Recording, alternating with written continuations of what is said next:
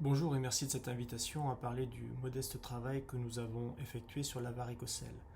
Nous avons pu travailler pendant 10 ans avec un cabinet d'urologie et cet échange nous a amené à pratiquer pour eux des dopplers testiculaires afin de répondre à la question de l'insuffisance veineuse, de sa causalité dans les symptômes décrits et souvent des troubles de la procréation associés. La phlébologie est naturellement capable d'apporter une réponse à ces questions. Le premier élément est avant tout de comprendre ce qui est recherché par les urologues et de leur offrir des outils de simplification de leur exercice.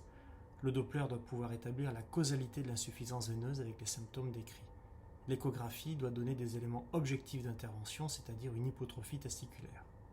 En cas de varicocèle gauche, le seul Doppler suffit. Par contre, toute atteinte droite nécessite des recherches, en particulier IRM.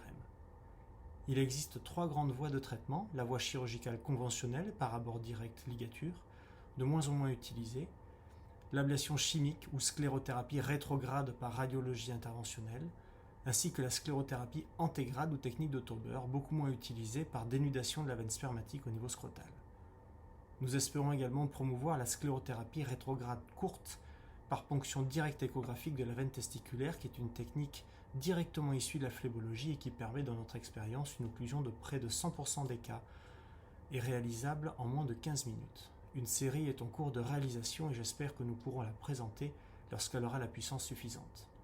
En conclusion, nous pensons que le phlébologue peut avoir et doit avoir une place dans les pathologies veineuses pelviennes et que son expérience acquise en périphérie ne peut être que bénéfique aux autres spécialités.